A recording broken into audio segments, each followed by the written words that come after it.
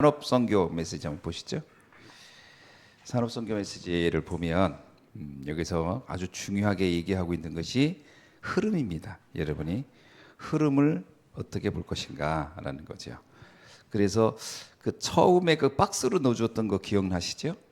우리의 열심, 보통 열심히 한단 말이에요. 근데 거기에는 반드시 한계가 오는데 그걸 불신자들은 모르고 있다라는 것과, 두 번째 3단체는 바로 이 부분을 뛰어넘는 전략을 가지고 있다라는 거예요. 열심히 하지 않는다는 거예요. 네피림의 전략을 가지고 활용한다는 거예요.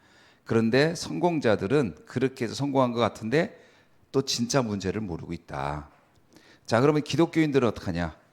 기독교인들 전혀 모르고 있기 때문에 결국은 노예포로 속국의 삶을 살다 가는 것이다. 그래서 기독교인들은 이러한 현장의 불신자들을 보거나 성공자를 보면서 당황한다는 거예요. 우리는 왜 안 되지 이렇게. 근데 흐름을 잘 봐야 되는 거예요. 뭐냐? 세상 사람들과 다른 것을 볼 수 있어야 되고요. 그 다음에 숨겨진 걸 볼 수 있어야 되고, 하나님이 준비해 놓은 것을 봐야 한다. 이런 말씀을 해 주셨습니다. 자, 그러면서 여기서 다른 것이 뭐라고 했어요?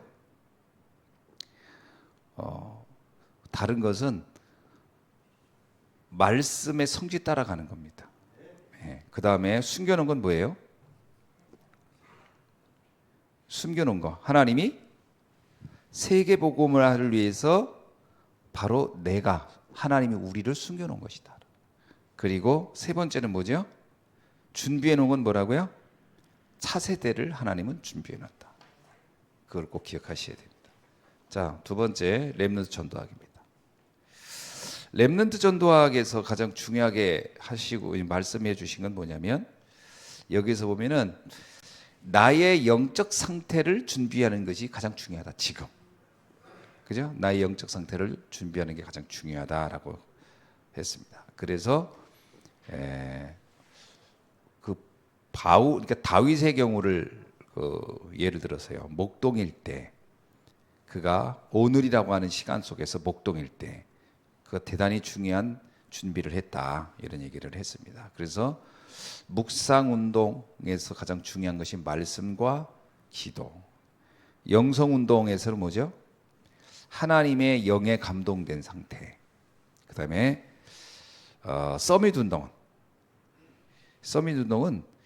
다른 사람은 힘들어하지만 나는 그게 힘들 일이 없다는 거예요. 왜냐하면 앞에서 말한 두 가지요. 묵상 운동과 영성 운동이 뭔지를 안다면 그가 서밋 운동으로 넘어갈 수 있는 것이다. 이런 얘기를 해 주셨습니다. 그래서 여기서 가장 중요한 건 뭐냐면 영적 상태를 준비시키는 겁니다. 자, 세 번째, 흩어진 제자입니다. 흩어진 제자의 가장 중요한 단어는 뭐였죠? 금방 들었죠?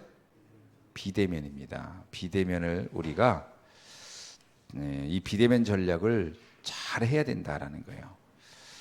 저는 어저께 당샤론이라는 자매가 중국으로 들어갔어요. 그러면서 오늘 메시지 듣는데 근데 그 중국에 도착해서 전화가 왔다더라고요. 잘 도착했다고. 자, 그러면 어떻게 하면 될까요? 지금부터 비대면 전략하세요. 그래서 일주일에 한 번씩 줌으로 한번 줌이 될 거예요 아마. 그러면 줌으로 비대면 전략 양육 들어가세요. 예. 꼭 한국에 있을 때처럼 그 이상으로 더 잘할 수 있으니까요. 비대면 전략을 활용하라. 지금은 전 세계에 다 비대면 전략 쓸 수 있습니다, 여러분. 여러분 지역에서 또 다른 지역에 있는 사람들 어떻게 됩니까? 옛날에는 명절 때 얼굴 한 번씩 보는 거로 다라고 생각하죠. 지금은 매주 볼 수 있고 매일 볼 수 있어요. 비대면 전략을 반드시 활용하라. 무슨 말인지 이해되시죠? 자꾸 대면 전략으로 나가려고 하니까 시간이 없다, 안 된다, 이런 얘기를 하는 거예요. 모든 걸 비대면 전략으로 바꾸라. 그러면서 산업도 비대면 전략 아니면 못 살아남는다, 그런 얘기죠. 사실 요즘 옷 사는 거 이제는 옛날에 백화점 다니면서 쇼핑하는 게 별로 없잖아요. 다 집에서 그냥 앉아가지고 다 쇼핑, 다 그냥 비대면 전략입니다. 음식도 이제는 식당 가서 안 먹어요. 다 비대면으로 불러 옵니다. 그러면 다 배달시켜서 먹고. 이미 세상은 비대면 전략 시대로 다 넘어갔어요. 그렇죠, 여러분 잘. 저도 뭐 교회 뭐 필요한 것죠. 거의 안 다닙니다. 다 인터넷으로 다 시킵니다. 제 책상이 저게 약간 이렇게 오래된 그 앤틱 가구인데 저게 중고를 산 거예요. 제가 저 중고를 산 거거든요. 처음에 저거를 사서 그냥 의자 책상에 누가 대놨더라고요. 중고로 아주 이렇게 깨끗하게 잘 쓴가지고. 그래서 제가 책상 그때 제가 저렴하게 샀는데 쓰다 보니까 손잡이가 제일 밑에 손잡이 딱 당겼는데 뚝 떨어지는 거예요. 그래서 딱 보니까 누구 땜질을 하는 거야. 나무로. 그 모양만 살짝 건드렸는데 그걸 모르고 당겼더니 이게 뚝 떨어지더라. 그래서 이걸 사러 다녔는데요. 우리나라에 없어. 왜냐? 이게 중국에서 만들어진 가구예요. 보니까. 근데 손잡이 사이즈가 국가별로 달라요. 우리나라에 정해진 이게 있어요. 그래서 철기 시대 다 갔는데 그분이 그러더라고요.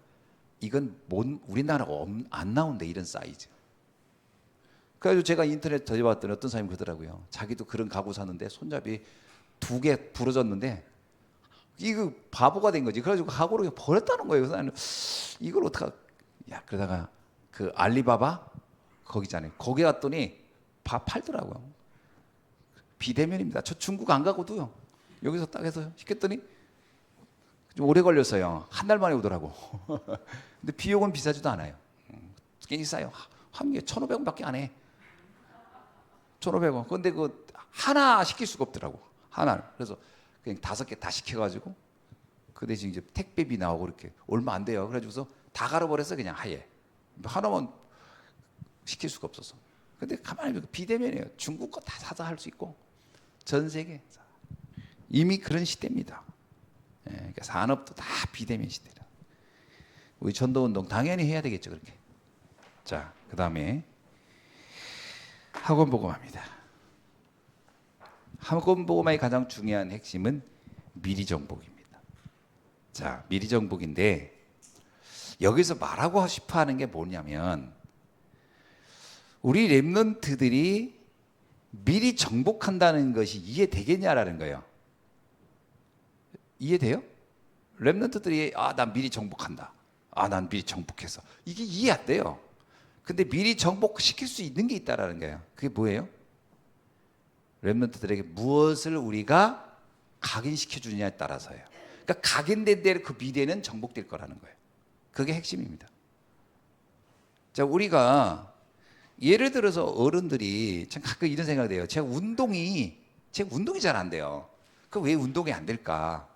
내가 어려서 각인이 안 된 거예요. 우리 부모님이 만약에 운동 좋아했다 그러면 내가 운동 싫어도 부모님이 운동 좋아해가지고 데리고 다녔더라면 아마 나도 모르게 내 몸에 이게 각인돼 있을 거예요. 그럼 지금 나는 굉장히 운동을 좋아했을 거예요. 나도 모르게. 그러니까 그 아이가 알아서 내 미래를 내가 준비한다? 불가능합니다. 나는 앞으로 운동이 필요한 시대가 올 거니까 내가 지금부터 운동해야지. 그거를 5살, 6살짜리가 알아서 하겠냐는 거예요. 그렇게 안 합니다. 그 아이의 미래를 놓고 지금 각인시켜 줘 버리는 거예요. 시켜놓으면 본인이 그거대로 미래가 굉장히 건강한 자기의 어떤 생활 패턴을 가져가겠죠. 그러니까 그 아이의 미래를 지금 우리가 만들어줄 수 있다라는 것이죠. 그래서 그 아이의 미래가 정복된다는 의미지. 우리는 네가 알아서 미래 준비해.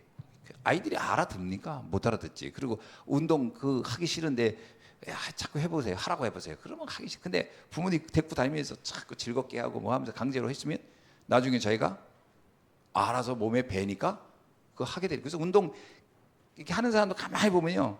어렸을 때 어떤 계기로든지 뭐든 그거 한번 경험했던 사람들이 그걸 꾸준히 하는 거예요. 우리 아버지는 운동을 되게 싫어했기 때문에 그리고 운동이라는 개념이 없는 분들한테 내가 자랐잖아요. 시골에 농사 지는 분들이 무슨 운동을 합니까? 그 시간에 있으면 소 꼬리나 미개라 그러지.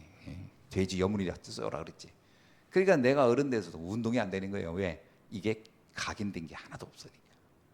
원래 그 판사 집안의 애들이 판사가 많이 나오고요. 의사 집안 아이들이 의사 나와요. 근데 걔들이 머리가 좋으냐? 이전에 습관이 된 거예요. 부모가 공부하는 거 이런 거 본 거예요. 그러니까 그 아이는 그냥 그게 따라서 되는 거지. 공부라는 게 그런 거예요, 사실. 어려서 각인시켜놓은 대로 가는 것이지 안 하는 애를 나중에 다 큰 다음에 강조 협박해가지고 되는 게 별로 없습니다. 대부분은 이게 어려서 무엇을 각인시켰느냐. 미래 정복은 여기에 달렸다는 거예요. 그래서 뭐라고 하라고요? 렘넌트 때 각인된 대로 그가 살아갈 것이니까 지금 집중하여 각인시켜 주라는 거예요. 무엇을요? 위에서 내리는 힘이 뭔지, 달란트가 뭔지, 미션이 뭔지 이런 부분들을요. 그래서 갈보리산의 언약,